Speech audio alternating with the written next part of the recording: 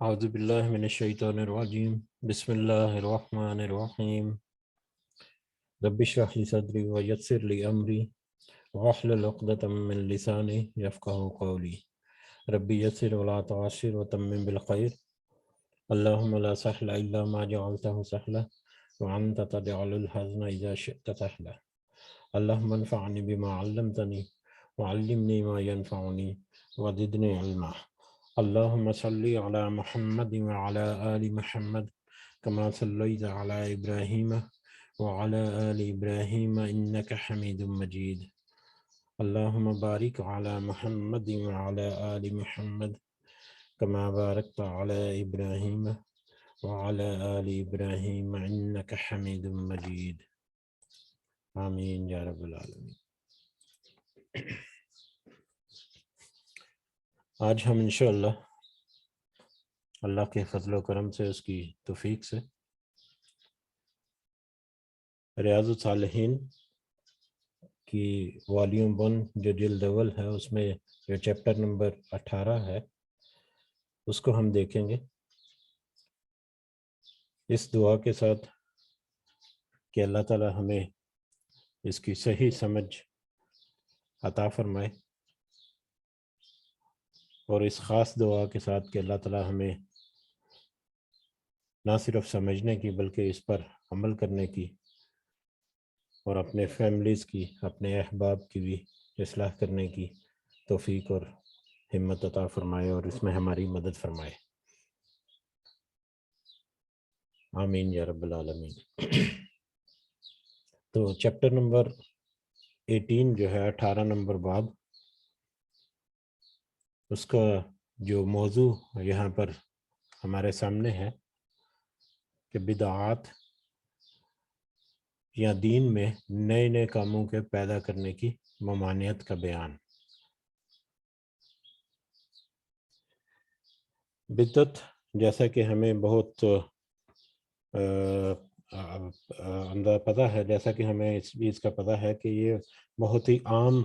سا ورڈ ہے جو ہم اپنی روزمرہ اپنی دینی گفتگو کے حوالے سے اگر بات کریں تو اس کو استعمال کرتے ہیں۔ بدعت ایکچولی بدع عربی میں کہتے ہیں ابتدا کرنے کو، کسی کام کو شروع کرنا کہ اس سے پہلے اس کی کوئی حقیقت یا کوئی حیثیت کسی بھی صورت میں موجود نہ ہو، بالکل نئے سرے سے شروع کرنا ہے، ٹھیک ہے۔ لیکن شرعی اصطلاح میں جو بدعت کے عام فہم سے جو معنی ہیں وہ بہت سادہ سے ہیں کہ ثواب کی نیت سے، اللہ کی خوشنودی حاصل کرنے کی نیت سے کوئی ایسا کام یا ایسا رستہ اختیار کرنا جس کی قرآن و حدیث، کتاب و سنت سے جس کی کوئی دلیل نہ ملتی ہو، جس کا کوئی اصل نہ ملتا ہو، اور نہ صرف کتاب و سنت بلکہ جو صحابہ اور تابعین اور تبع تابعین، جو ایک اسلام کا جو چوٹی کا وقت تھا جس کی طرف اشارہ بھی کیا نبی کریم صلی اللہ علیہ وسلم نے کچھ احادیث میں، اس پیریڈ میں یا ان لوگوں میں سے بھی کسی نے اس کو نہ کیا ہو،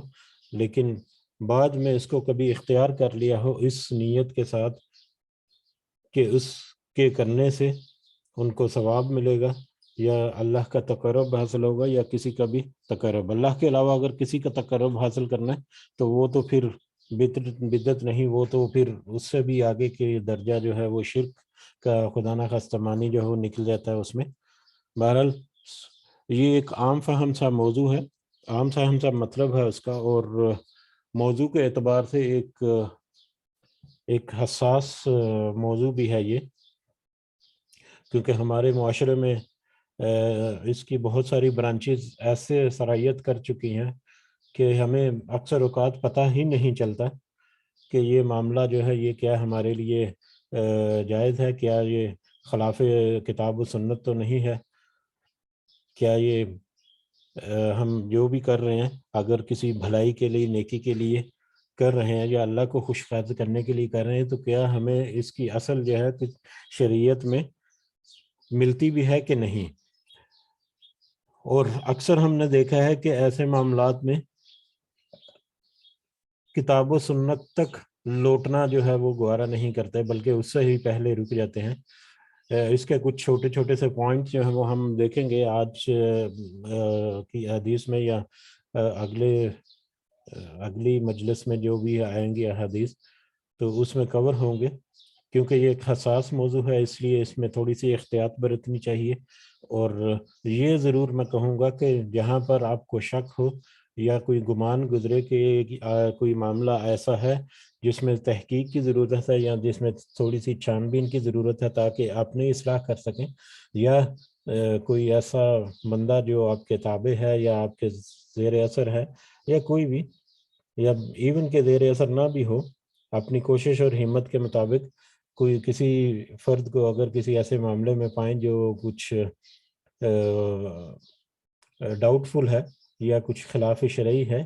تو اس کو ضرور ہمیں دیکھنا چاہیے، پرکھنا چاہیے، روکنا چاہیے، اور خاص کر اپنی ذات کے لیے کہ اگر ہمیں کوئی ایسا معاملہ کوئی نوٹیفائی کرائے تو ہمیں ضرور اس کے اوپر توجہ دینی چاہیے۔ ہو سکتا ہے کہ ہمارے سمجھنے میں، ہمارے سننے میں کوئی کمی بیشی ہوگی جس کی وجہ سے ہم یہ کوئی ایسا معاملہ کرتے جا رہے ہیں۔ تو اس دعا کے ساتھ بھی ہم دعاؤں میں یہ بھی یاد رکھا کریں کہ اللہ تعالیٰ ہمیں ایسے تمام معاملات میں جس میں اللہ تعالیٰ کی گرفت اور پکڑ جو ہے وہ بہت مضبوط ہوگی، اس سے ہمیں محفوظ رکھے، اور خاص کر شرک کی جتنی بھی برانچز ہیں، ظاہری طور پر بڑی بڑی برانچز کے علاوہ چھوٹی چھوٹی بہت ساری برانچز ہیں توحید میں، اور توحید کے علاوہ دوسرے معاملات میں کچھ ایسے موضوعات میں ہو جاتی ہیں ہم سے۔ اللہ سے دعا ہے کہ اللہ ہمیں ان سے محفوظ رکھے، اور جب ہمیں اس دنیا سے اٹھائے تو ہمیں اس حالت میں اٹھائے کہ ہم ایمان پہ پکے ہوں، پختہ ہوں، اور ہماری تیاری بھی اس قدر ہو کہ ہم کامیاب لوگوں میں شمار ہو جائیں۔ آمین یا رب العالمین۔ تو اس میں حسب عادت شروع میں کچھ آیات قرآنی آیات جو ہیں ان کو یہاں پر کوٹ کیا گیا ہے، اس سے بھی ہم تھوڑی سی رہنمائی لیتے ہیں کہ اللہ تعالیٰ کیا کہتے ہیں بدعت کے بارے میں۔ پہلا سب سے سورہ یونس کی آیت نمبر 32 میں ہے، اللہ تعالیٰ نے فرمایا پس نہیں ہے حق کے بعد مگر گمراہی،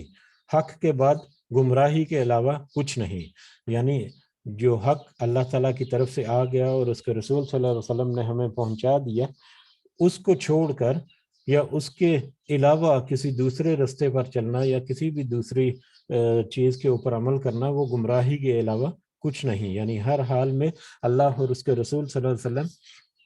کے بتائے ہوئے رستے کو ہی اپنانا، یہی حق ہے، اس کے علاوہ باقی جو بھی امور ہوں گے وہ گمراہی کے ہوں گے۔ اسی طرح سے سورۃ الانعام کی آیت نمبر 38 کا یہاں پر حوالہ دیا گیا ہے کہ اللہ تعالیٰ نے فرمایا ہم نے کتاب میں کسی چیز کے بیان کرنے میں کوئی کوتاہی سے کام نہیں لیا، ہم نے کتاب میں کسی چیز کے بیان کرنے میں کوتاہی سے کام نہیں لیا، یعنی جو چیزیں ہیں شریعت کے سارے امور جو ہیں، چاہے وہ حکم دیا گیا ہو کسی کے کرنے کا، کسی کام کے کرنے کا، چاہے کسی کام سے روک دیا گیا ہو، وہ سارے کے سارے جو ہے کتاب میں نبی اللہ تعالیٰ نے بیان فرما دیا، اور اس میں کسی قسم کی کوتاہی نہیں ہے، اور اس کی پھر ایکسپلینیشن جو ہے وہ پھر احادیث میں سنت نبی صلی اللہ علیہ وسلم جو ہے اس سے ہمیں ملتی ہے۔ تو اللہ تعالیٰ نے کتاب میں جو چیزیں درج کر دیں، جہاں جب تک حدیں قائم کر دیں، انہی حدوں کے اندر رہ کر ہمیں اللہ کے احکامات پر عمل کرنا ہے۔ اس سے آگے بڑھ کر اگر ہم سے کہیں گے کہ ہم اللہ کو زیادہ خوش کر لیں گے، تو نبی اور صالحین جو ہیں وہ زیادہ حقدار ہیں کہ وہ ہم سے زیادہ افضل ہیں، اور عمل میں بھی اور عقیدے میں بھی ہم سے زیادہ مضبوط ہیں، ہم مضبوط تھے اور مضبوط ہیں۔ اسی طرح سے سورہ نساء کی آیت نمبر 59 ہم نے بڑی تفصیل سے پڑھی تھی، اور یہ بہت ہی اہم آیت ہے، اور بدعت کے حوالے سے اگر دیکھا جائے تو یہ ایک اہم آیت ہے جو ایک قانون وضع کرتی ہے کہ کس طرح سے اللہ اور اس کے رسول صلی اللہ علیہ وسلم کی اطاعت کرنی ہے اور اس تک پہنچنا ہے۔ یہاں پر جو آیت کا جو ٹکڑا یہاں پر لیا گیا ہے، فَإِن تَنَازَعْتُمْ فی شیء فردوہ الی اللہ والرسول، کہ اس کا یہاں پر ترجمہ ہے کہ اگر تم کسی چیز کی بابت آپس میں اختلاف اور نزاع کر بیٹھو، آپس میں اختلاف اور نزاع کرو، تو اپنے اسے اللہ اور اس کے رسول کی طرف لوٹا دو۔ اگر تمہارا کسی چیز میں اختلاف ہو جائے تو تم اسے اللہ اور اس کے رسول کی طرف لوٹا دو۔ میں یہاں پر چاہوں گا کہ اس آیت کو تھوڑا سا ہم شروع سے دیکھیں، کیونکہ یہ آیت کا دوسرا حصہ جو ہے، بیچ کا حصہ جو ہے وہ لیا گیا ہے صرف بدعت کو کور کرنے کے لیے، لیکن ہم اگر اپنی یاد دہانی کے لیے اس آیت کا پہلا حصہ بھی دیکھیں تو جسٹ اے منٹ۔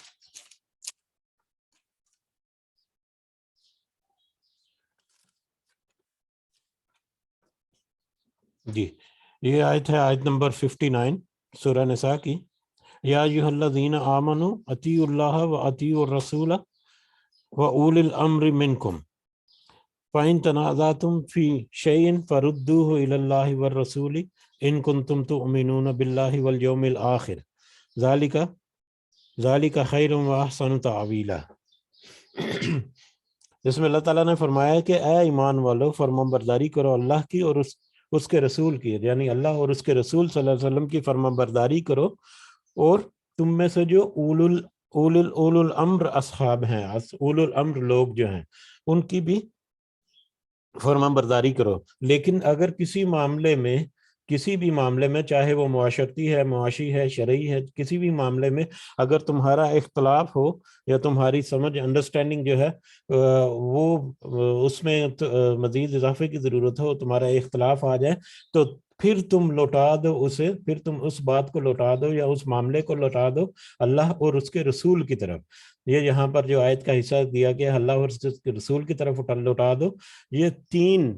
یعنی اللہ اور اس کے رسول صلی اللہ علیہ وسلم، یہ دو، اور تیسرا جو اس آیت میں ملا تھا ہمیں کہ جو اول الامر اصحاب ہیں ان کی بھی پیروی کر سکتے ہیں، لیکن اگر کوئی خلاف شرع یا کوئی ایسا معاملہ جس میں کوئی اختلاف آ جائے تو پھر لوٹانا ہے ان معاملات کو یا جو بھی مسئلے درپیش ہیں ان کو اللہ اور اس کے رسول کی طرف، یعنی اللہ اور اس کے رسول کے احکامات اور ہدایات کی روشنی میں اس کا پھر فائنل فیصلہ کرنا ہے، نہ کہ اس میں پھر اول الامر جو ہے وہ بھی نکل جائیں گے۔ اللہ اور اس کے رسول کی اطاعت جو ہے وہی ضروری ہے، اور احکام شریعہ جو ہیں وہ وہی ہیں جو اللہ نے اور اس کے رسول صلی اللہ علیہ وسلم نے دیے۔ اس کے علاوہ اگر کہیں پر بھی کچھ اختلاف ہے تو اس کو ہمیں صحیح طریقے سے جانچنا ہے، پرکھنا ہے۔ اور اول الامر اصحاب جو ہے وہ ہم نے دیکھا تھا اس وقت کے دو طرح کے لوگوں کی کیٹیگری ہے، یا اس کیٹیگری میں دو طرح کے لوگ آ جاتے ہیں۔ نمبر ایک جو ہے وہ تو علماء اور فقہا ہیں، یہ عالم اور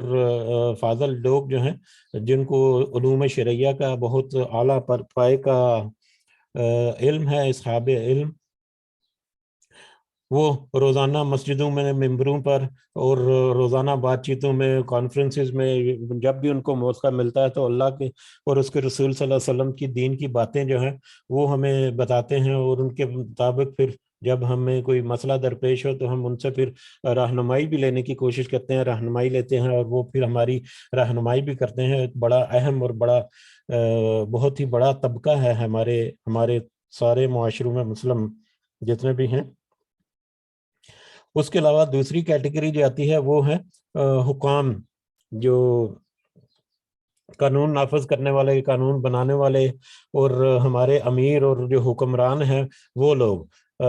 آج کے زمانے میں اگر دیکھیں تو وہ لوگ زیادہ تر کچھ پولیٹیکل ہی ایسنس ہے ان میں، کچھ پولیٹیکل یا سیاسی منظر ہی نظر آتا ہے ہمیں ان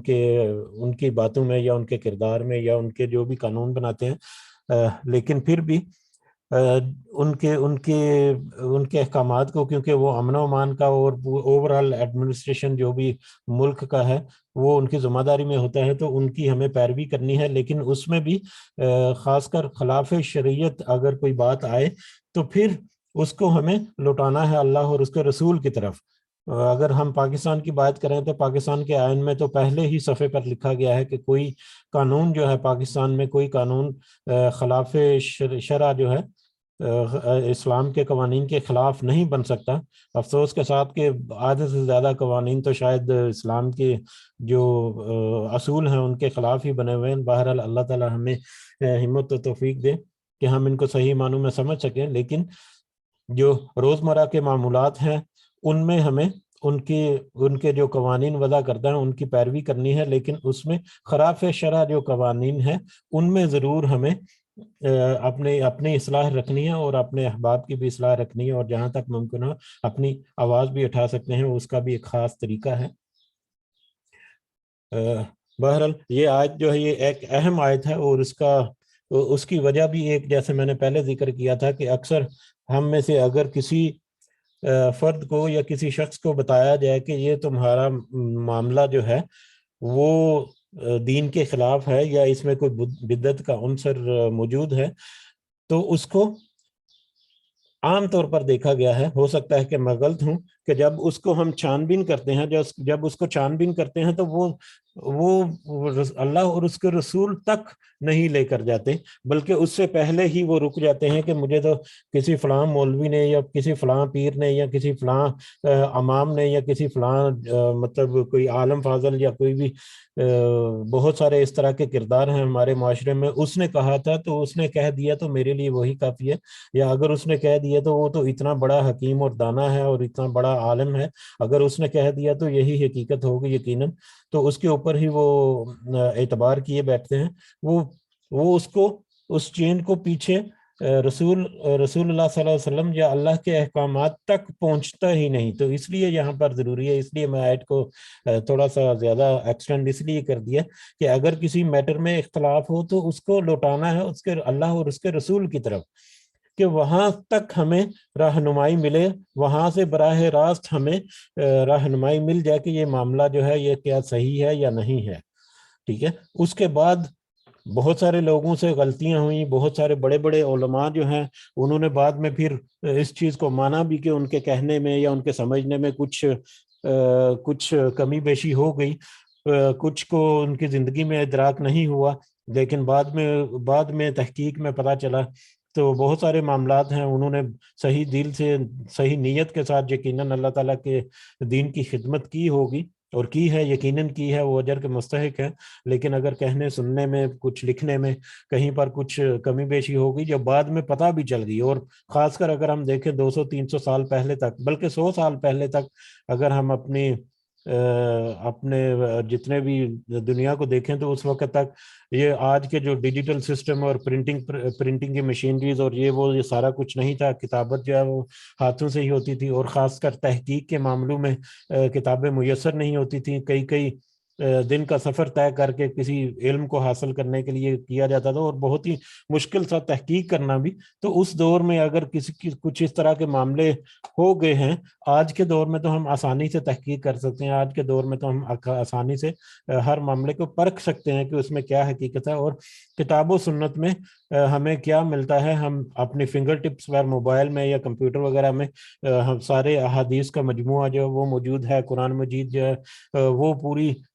پورا موجود ہے، اس کی جتنی تفاسیر ہیں وہ ساری کی ساری موجود ہیں. پھر اصحاب کا، صحابہ کرام کا، اور صحابہ کے بعد تابعین کا اور تبع تابعین کا دور جو ہے وہ سارے کا سارا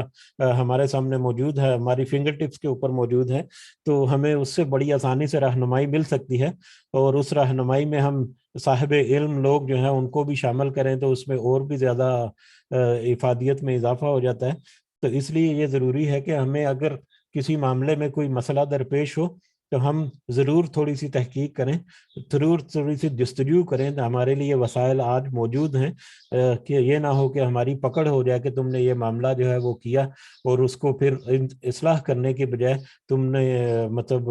اپنی منمانی کی اور اپنے ہی رستے پر چلتے رہے.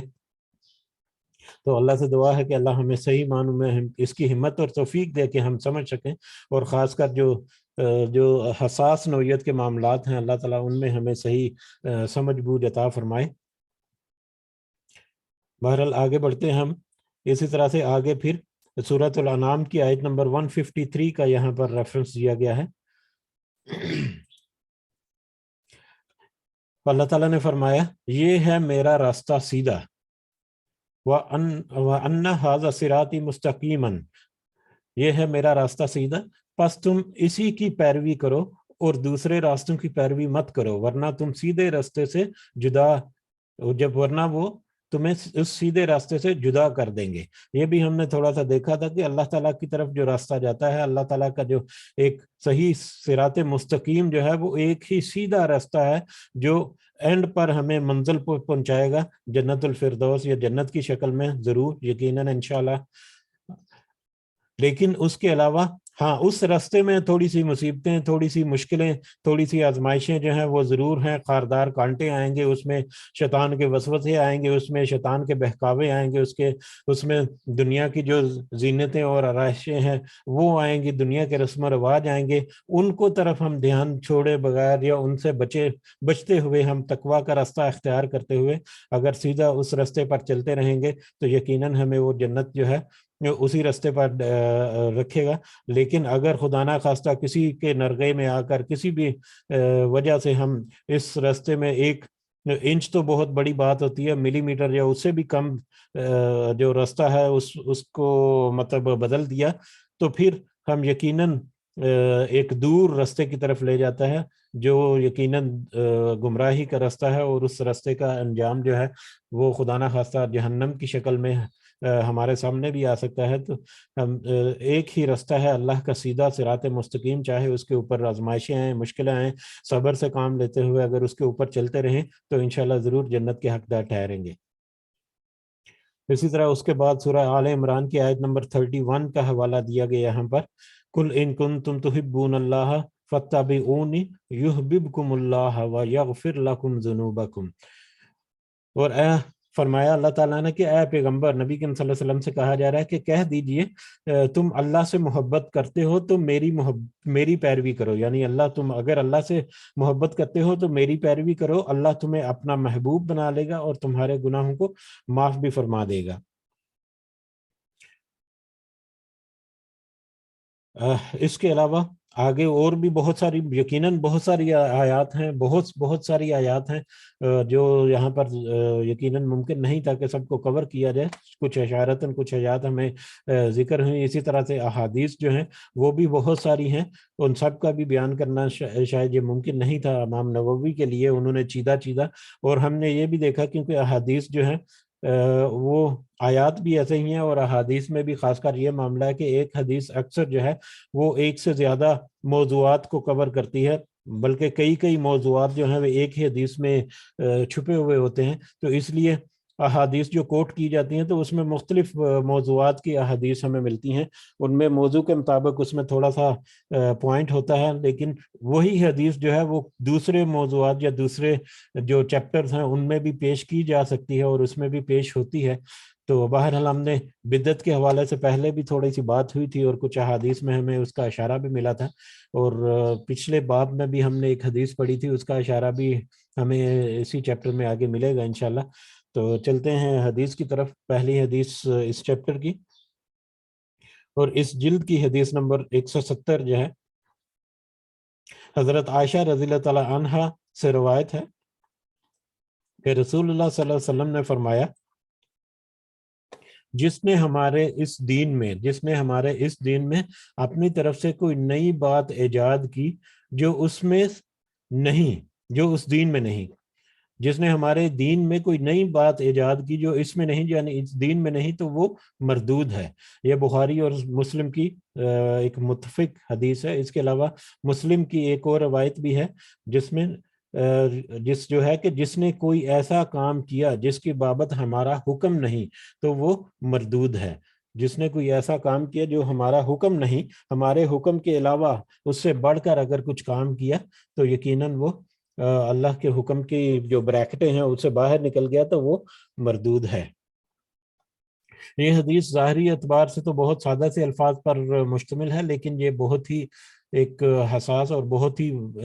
وسیع معنی رکھنے والی حدیث ہے، جس میں سے اکثر پوائنٹ تو ہم نے ابھی ڈسکس بھی کر لیا ہے۔ باہر بدعات جو ہیں ان کا ایک کچھ ڈیفینیشن یا کچھ مزید جہاں پر فوائد میں لکھا گیا اس کو ہم پڑھتے ہیں۔ اس میں ایک نہایت اہم ضابطہ اور قاعدہ بیان کیا گیا ہے اس حدیث میں۔ بدقسمتی سے مسلمانوں نے اس حدیث کو اور اس میں بیان کردہ اصول اور ضابطے کو کوئی اہمیت نہیں دی، جس کا یہ نتیجہ ہے کہ بدعات عام ہے، بلکہ اصل دین ہی بدعات اور رسومات کو سمجھ لیا گیا ہے، بدعات اور رسومات کو ہی اصل دین سمجھ لیا گیا ہے۔ شادی بیاہ میں ساری کی ساری رسمیں جو ہیں کچھ جو ہیں وہ تو بالکل ہی ہمیں پتہ ہے، بغیر کسی شک و شبہ کے پتہ ہے کہ وہ ساری کی ساری غیر اسلامی ہیں، لیکن کچھ ہم دین میں کچھ ہم نیت کے اعتبار سے بھی یا ثواب کے لیے بھی کرتے ہیں، یا کچھ جو ہے ہمیں اس خواہش پر کرتے ہیں کہ اس سے کوئی اللہ کا کوئی خاص احسان ہو جائے گا۔ اس میں بہت مشہور جو ایک رسم ہے وہ قرآن کو بیٹی کے سر کے اوپر رکھنا جب اس کو الوداع کیا جا رہا ہے، تو یہ اس طرح کے بہت سارے معاملات جو چھوٹے چھوٹے ظاہری طور پر لگتے ہیں، اور جب ان کو منع کیا جائے تو عام طور پر یہ بھی کہا جاتا ہے کہ اگر کر بھی لیا تو کیا ہے اس میں، کیا حرج کیا ہے؟ بھائی حرج ہو جاتا ہے اگر ہم کسی ایسی نیت سے کریں گے جو جس کی اللہ اور اس کے رسول صلی اللہ علیہ وسلم کی سے ہمیں کوئی نہ ملتی ہو اصل، تو یقیناً اس میں کچھ نہ کچھ حرج ہے جو اللہ تعالیٰ نے بہت واضح طور پر بتا دیا۔ بہرحال دین ہی بلکہ اصل دین ہی بدعات اور رسومات کو سمجھ لیا گیا ہے، اور نہایت شد و مد سے ان پر عمل کیا اور کرایا جاتا ہے۔ اس کی وجہ ایک تو جہالت اور دین سے بے خبری ہے۔ ایک وجہ تو جہالت اور دین سے بے خبری، یہ بہت بڑی وجہ ہے اور بنیادی وجہ ہی غالباً یہی ہے۔ اور دوسری وجہ جو اس ضابطے کا عدم فہم ہے، یعنی اس کا صحیح معنوں میں اس کی سمجھ بوجھ جو ہے وہ ہونا، وہ بھی مسنگ ہے اس میں۔ حالانکہ یہ ضابطہ نہایت واضح ہے جو اس حدیث سے معلوم ہوتا ہے، اور وہ یہ ہے کہ وہ کام جسے نیکی اور ذریعہ تقرب یعنی اللہ کا تقرب حاصل کرنے کے لیے سمجھ کر کیا جائے، درا حالی کہ اس پر کتاب و سنت کی کوئی دلیل نہ ہو، یا نصوص شریعت کی اس تعبیر سے وہ مختلف ہو، یعنی شریعت کے کچھ جو معاملات ہیں، جو کچھ اصول جو وضع کیا گئے ہیں اس سے وہ مختلف ہو جو صحابہ اور تابعین رضی اللہ تعالیٰ عنہم نے کی، اور جو اسلام کا بہترین دور ہے۔ اور اسی طرح سے خیر القرون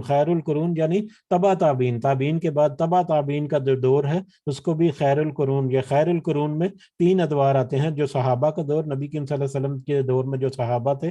وہ جب تک رہے، صحابہ کے بعد تابعین، اور پھر تبع تابعین، یہ تینوں دور جو ہیں یہ خیر القرون ہیں۔ اور خیر القرون کے تعامل کی تائید سے بھی محروم ہو، یعنی خیر القرون کے دور یعنی ان خیر کے دوروں میں بھی ان کا کوئی وجود نہ ہو، ایسے تمام کام بدعت ہوں گے۔ تو جو اللہ تعالیٰ نے کہا کہ مطلب کسی بھی معاملے میں اگر کوئی اختلاف ہو تو اس کو لوٹا دو، اس معاملے کو لوٹا دو اللہ اور اس کے رسول کی طرف، تو ہمیں اللہ اور اس کے رسول کی طرف لوٹانا ہے، اور اس اللہ کے رسول صلی اللہ علیہ وسلم کی حدیث کے مطابق جو صحابہ تابعین اور تبع تابعین کا دور ہے، جو بہترین دور ہے اسلام کا، وہاں سے تو کم از کم ہمیں ملنی چاہیے کوئی دلیل یا کوئی ٹھوس ثبوت۔ تو اگر وہ نہیں ہے، وہ مسنگ ہے، تو یقیناً ہمیں اس میں بہت ہی زیادہ احتیاط کی ضرورت ہے اور اصلاح کی ضرورت ہے۔ بہرحال اس میں کچھ باتیں جو عام فہم جو بہت دفعہ ذکر کر چکے کہ ہم اپنے روزمرہ کے معاملات میں بہت ساری رسم و رواج ایسے ہیں جن میں ہمیں اکثر جو ہے یہ امید رکھی جاتی ہے کہ اس سے ہمیں اللہ کی کوئی خوشنودی یا کوئی ثواب حاصل ہوگا، تو اگر منع بھی کیا جائے تو یقیناً ہمیں اس میں تھوڑی سی احتیاط برتنی چاہیے اور اس کو ضرور پرکھنا چاہیے۔ اگلی حدیث کو ہم دیکھ لیتے ہیں انشاءاللہ۔ حدیث نمبر 2 اس چیپٹر کی، اوورال 171 اس جلد کی حدیث ہے۔ حضرت جابر رضی اللہ تعالیٰ عنہ سے روایت ہے کہ رسول اللہ صلی اللہ علیہ وسلم جب خطبہ ارشاد فرماتے تھے، نبی کریم صلی اللہ علیہ وسلم جب خطبہ ارشاد فرماتے تھے تو آپ کی آنکھیں سرخ اور آواز بلند ہو جاتی اور آپ کا غضب شدید ہو جاتا، حتیٰ کہ ایسا ہو جاتے گویا آپ دشمن کے کسی لشکر سے ڈرانے والے ہیں۔ گویا آپ اتنی جوش اور ولولے سے اور اتنے جوش سے کبھی خطاب کرتے تو ان کا غضب اور غصہ شدید ایسا ہو جاتا کہ آنکھیں سرخ اور آواز بلند ہو جاتی، اور ایسا لگتا ہے جیسے وہ کسی لشکر سے ڈرانے والے ہیں۔ آپ فرماتے وہ تم پر صبح یا شام کو حملہ کرنے والا ہے، یعنی کہ اس طرح سے ڈراتے کہ دشمن جو ہے ایسے لگتا ہے جیسے صبح اور شام کسی بھی وقت وہ حملہ کرنے والا ہے، اور فرماتے کہ میں اور قیامت ایسے مبعوث کیے گئے ہیں جیسے دو انگلیاں ہیں، اور اپنی انگشت شہادت یا شہادت کی انگلی اور درمیانی انگلی دونوں کو ملا لیتے، دونوں کو ملا کر دکھاتے، یعنی جس طرح یہ دونوں انگلیاں ایک دوسرے سے متصل ہیں، ملی ہوئی ہیں، درمیان میں کوئی فاصلہ نہیں، اسی طرح سے میرے اور قیامت کے درمیان کسی نبی کا فاصلہ نہیں، یعنی میرے اور قیامت کے درمیان اب کوئی نبی نہیں آئے گا۔ اور جب بھی ہم قیامت کی احادیث دیکھیں تو ہمیں ایک خاص ایک اسلوب ملتا ہے یا ایک طریقہ ملتا ہے قیامت کے متعلقہ حدیث کا، کہ قیامت اس وقت تک نہیں آئے گی جب تک یہ معاملہ نہ ہو جائے یا یہ واقعہ نہ ہو جائے۔ جب بھی ہم حدیث دیکھیں قیامت کے متعلقہ تو یہ ایک بڑا اس میں خوبصورت سا عنصر پایا جاتا ہے کہ کوئی ایسا کوئی جنت جب تک قائم نہیں، قیامت جب تک قائم تب تک قائم نہیں ہوگی جب تک یہ واقعہ یہ انسیڈنٹ رونما ہو جائے۔ اسی طرح سے مطلب پہلے جو نبی تھے ان میں بھی تھا کہ قیامت جو ہے اس وقت تک نہیں آئے گی جب تک کہ آخری نبی صلی اللہ علیہ وسلم جو ہے وہ نہ آ جائیں، اور جب آخری نبی آ گئے صلی اللہ علیہ وسلم تو ان کے بعد اب کوئی نبی نہیں، لہذا اب قیامت اور نبی کریم صلی اللہ علیہ وسلم کے درمیان کسی نبی کا کوئی فاصلہ نہیں ہے۔ بہرحال اور آگے جو اہم حصہ ہے، اور فرماتے اما بعد یقیناً بہترین کتاب اللہ کی کتاب ہے، بہترین بات اللہ کی کتاب ہے، یقیناً بہترین بات اللہ کی کتاب ہے، اور بہترین راستہ محمد صلی اللہ علیہ وسلم کا راستہ ہے، اور بدترین کام دین میں نئے کام پیدا کرتا ہے، اور ایسا ہر کام بدعت اور گمراہی ہے۔ ٹھیک ہے، دین میں بدترین کام جو ہے وہ دین میں نئے کام پیدا کرتا ہے، اور ایسا ہر کام بدعت یا گمراہی ہے۔ پھر فرماتے میں ہر مومن پر اس کی جان سے بھی زیادہ حق رکھتا ہوں، یعنی اس کے معاملات میں اس سے بھی زیادہ خیر خواہ ہوں، یعنی ہر مومن، کوئی مومن جو ہے وہ اپنے لیے اتنا خیر خواہ نہیں جتنا نبی کریم صلی اللہ علیہ وسلم اس کے لیے خیر خواہ ہیں۔ جو شخص مال چھوڑ جائے یعنی جب اس کی وفات ہو تو وہ مال چھوڑ جائے تو وہ مال پس وہ اس کے ورثاء کے لیے ہے، جو قرض یا محتاج اہل و عیال کو چھوڑ کر مر جائے تو قرض کی ادائیگی میرے ذمہ ہے، اور بچوں کی نگرانی کا فریضہ بھی مجھ پر ہے۔ تو یہ حدیث جو ہے یہ بہت ہی اہم حدیث ہے، اور اس میں یہ الفاظ جو ہیں یہ جمعہ کے خطبہ میں بھی اکثر جو کچھ مسلک کے مساجد ہیں، میں نام جہاں پر نہیں لینا چاہوں گا، وہاں پر یہ بیان کیا جاتا ہے، اور خطبہ جمعہ کا جو خطبہ جو ہے اس میں یہ الفاظ ہیں اور بہت ہی اہم حدیث ہیں۔ اما بعد، جیسے یہاں پر اما بعد آیا تھا، اما بعد فإن خیر الحدیث کتاب اللہ وخیر الہدی ہدی محمد صلی اللہ علیہ وسلم وشر الامور محدثاتها، بلکہ خطبات میں آتا ہے وشر الامور محدثاتها وکل محدثۃ بدعہ وکل بدعۃ ضلالہ وکل بدعۃ ضلالہ۔ یہ جمعہ کے خطبات میں اکثر ہم نے یہ سنا ہوگا، اور یہ خطبہ جو ہے یہ بہت ہی اہم ہے کہ ہر طرح کا کام، نیا کام جو دین میں اضافہ کر کے دین میں نئے کام جو پیدا کیے گئے وہ ہر طرح کا ایسا کام جو ہے وہ بدعت ہے، گمراہی ہے، اور ہر طرح کی گمراہی جو ہے وہ یقیناً وَكُلَّ بِدْعَةٍ ضَلَالَةٍ، اس کے بعد وہ اضافہ کرتے ہیں وَكُلَّ ضَلَالَةٍ فِي النَّارِ، اور ساری ضلالت یا ساری بدعت جو ہے وہ آگ میں جائے گی۔ تو یہ بہت ہی سخت الفاظ ہیں جو خطبات میں بھی اکثر جو ہے ہم سنتے ہیں، تو ان کو ہی اگر مد نظر رکھیں تو ہمیں تھوڑا سا احتیاط کرنی چاہیے کہ بدعت کے معاملے میں ہمیں ضرور تھوڑی سی جان بین کریں۔ اس کے فوائد میں اس میں نبی کریم صلی اللہ علیہ وسلم کے انداز خطابت کا ذکر ہے کہ کس طرح سے وہ جوش اور ولولہ سے خطاب کرتے تھے اکثر، اور آپ کے وجود گرامی کو قرب قیامت کی علامت بتلایا گیا ہے، یعنی آپ کا آ جانا اس دنیا میں یہ قرب قیامت کی ایک بہت بڑی نشانی تھی۔ اس کے علاوہ عظیم کتاب و سنت کی اہمیت اور بدعات کی ہلاکت خیزی کے ساتھ یتیموں اور ضرورت مندوں کی کفالت کو حکومت وقت یا بیت المال کی ذمہ داری بتلایا گیا ہے، کیونکہ خلفاء ہی رسول اللہ صلی اللہ علیہ وسلم کے جانشین ہیں، اور جو کام آپ اپنی زندگی میں کرتے تھے اب وہی کام ان کے ذمہ ہے۔ ٹھیک ہے، نیز لوگوں کے چھوڑے ہوئے مال کے حقدار میت کے ورثاء ہی ہیں، نہ کہ کوئی اور۔ تو اس حدیث میں دو تین پہلو اور بھی ملتے ہیں۔ ایک تو جو وارث جو ہے کوئی اگر ترکہ اگر چھوڑ کر مرے گا تو اس کے حقدار جو ہیں وہ اس کے وارث ہی ہیں جو اللہ اور اس کے رسول صلی اللہ علیہ وسلم نے بتا دیے. اور اس کے علاوہ اگر کوئی یتیم اور کوئی قرض ایسا ہے جو ادا نہیں کیا جا سکتا تو وہ بیت المال سے یا حکومت وقت کی ذمہ داری ہے. کیونکہ خلفاء یہاں پر ایک تو خلفاء راشدین ہو سکتا ہے، لیکن خلیفہ کی جمع ہے جو حکومت کی باغ دوڑ جو ہے وہ سنبھالنے والے ہیں. اور نبی کریم صلی اللہ علیہ وسلم کے مطلب چھوڑے ہوئے جو بتائے ہوئے راستے جو ہیں ان کو امپلیمنٹ کرنا جن کی ذمہ داری ہے. یقیناً جو حکومت وقت میں آتے ہیں بہت سارے لوگ تو یہ ان کے ہی ذمہ داری میں آتے ہیں. اور بیت المال جو ہے یہ ایک بہت ہی اہم ہے جس کے بہت سارے پہلو ہمارے معاشرے میں مسنگ ہے یقیناً. تو بہرحال یہ ایک الگ سے موضوع ہے، لیکن اس میں جو اہم موضوع ہے وہ یہی ہے کہ جو بہترین راستہ محمد صلی اللہ علیہ وسلم کا راستہ ہے اور بدترین کام جو نئے کام پیدا کرتا ہے وہ ہیں. اور ہر ایسا کام جو بدعت اور گمراہی ہے جو دین میں اضافہ ہے، اور جیسا کہ بتایا کہ خطبات میں جو الفاظ آتے ہیں، اور ہر ایسا بدعت کا کام جو ہے وہ آگ کی طرف لے کر جانے والا ہے. اسی طرح سے یہ آخری یہاں پر جو ریفرنس ہے یہاں پر حدیث نمبر 3 یا 172 اس میں حضرت ارباز بن ساریہ جو ہیں ان کی حدیث جو اس حدیث سے ملتی جلتی ہے وہ اس سے پہلے باب یعنی پچھلے باب میں ہم نے ایک حدیث پڑھی تھی جس کا میں تھوڑا سا حوالہ دیتا چلوں. نبی کریم صلی اللہ علیہ وسلم کے پاس کچھ لوگ لائے جائیں گے جن کو بائیں طرف لے جایا جائے گا، جن کو بائیں طرف پکڑ کر بائیں طرف کر دیا جائے گا، یہ لے جایا جائے گا. نبی کریم صلی اللہ علیہ وسلم کہیں گے یہ تو میرے امتی تھے، اللہ سے کہیں گے یہ تو میرے امتی سے. تو آپ کو بتایا جائے گا کہ آپ کو کیا معلوم، آپ کو نہیں معلوم کہ انہوں نے آپ کے بعد دین میں کس طرح سے نئے کام جو ہیں وہ ایجاد کیے. تو پھر نبی کریم صلی اللہ علیہ وسلم نے کہا کہ میں بھی کہوں گا جیسے عبد صالح یعنی حضرت عیسیٰ علیہ السلام نے جیسے کہا تھا اللہ تعالیٰ سے، جب اللہ تعالیٰ نے ان سے سوال کیا کہ کیا تو نے اپنی امت سے کہا تھا کہ میری عبادت بھی کرو، یعنی حضرت عیسیٰ نے کہا کہ میری بھی عبادت کرو نعوذ باللہ. تو حضرت عیسیٰ کہیں گے کہ میں تو ان پر گواہ ہوں جب تک میں ان کے درمیان موجود تھا، میرے بعد تو پھر وہ تیرے ہی تابع تھے یا تیرے ہی زیر اثر سے. تو وہ جس طرح سے حضرت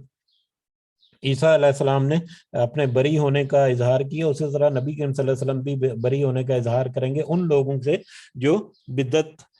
کسی بھی قسم کی بدعت کا مطلب ہوگا جن کا ان کے زندگی کے درمیان. تو اللہ تعالیٰ سے دعا ہے کہ اللہ تعالیٰ ہمیں صحیح معنوں میں ایک حساس نوعیت کا موضوع جو ہے اس کی سمجھ بوجھ عطا فرمائے، اور اس میں ہمیں اگر کوئی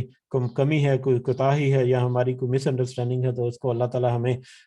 دور فرمائے اور ہمیں اپنی اصلاح کرنے کی بھی توفیق فرمائے. وما علینا الا البلاغ المبین. جی اگر کسی کو کوئی پوائنٹ ایڈ کرنا ہے تو آپ کر سکتے ہیں ضرور انشاءاللہ.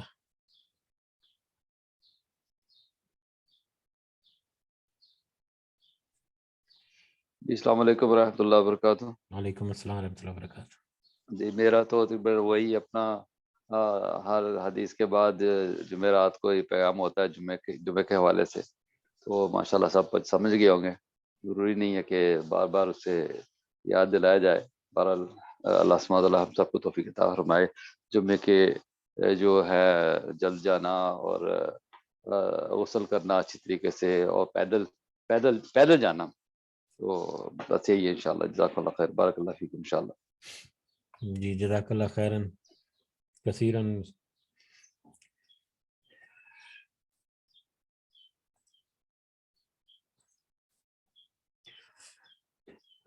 جی تو ٹھیک ہے، پھر اس کے ساتھ ہی ہم اجازت چاہتے ہیں. دعاؤں میں ضرور یاد رکھیں. اللہ تعالیٰ ہم سب کا لیے آسانیاں پیدا فرمائے، اور جس کے جو مسائل ہیں جو پریشانیاں اللہ تعالیٰ سب کو دور فرمائے. بچوں کے لیے بہت ساری مائیں جو ہیں وہ پریشان ہیں، تقریباً سب مائیں یقیناً ماں باپ بچوں کے لیے پریشان ہوتے ہیں. اللہ تعالیٰ سب کے بچوں کو صحیح اس مطلب رستوں پر چلائے، اور ان کی پریشانیاں اللہ تعالیٰ والدین کی دور کرے، پوری کرے. ہمارے والدین کو اللہ تعالیٰ ضرور اپنے خاص فضل و کرم سے رکھے، جو اس دنیا میں حیات ہیں وہ اتنے صحت مند ہوں کہ وہ اپنے ہی پاؤں پر چلتے پھرتے رہیں ہمیشہ ساری زندگی، آمین. اور جو اس دنیا سے گزر چکی ہے، اللہ تعالیٰ سے دعا ہے کہ ان کے اوپر اپنا خاص فضل و کرم کر اور ان کو جنت الفردوس میں اعلیٰ مقام عطا فرما۔ رب ارحمہما کما ربیانی صغیرا، رب ارحمہما کما ربیانی صغیرا، رب ارحمہما کما ربیانی صغیرا۔ ربنا تقبل منا انك انت السميع العليم وتب علينا انك انت التواب الرحيم۔ سبحان ربك رب العزة عما يصفون وسلام على المرسلين والحمد لله رب العالمين۔ سبحانك اللهم وبحمدك اشهد ان لا اله الا انت استغفرك واتوب اليك۔ جزاكم الله خيرا۔ السلام علیکم ورحمۃ اللہ وبرکاتہ۔ وعلیکم السلام ورحمۃ اللہ وبرکاتہ۔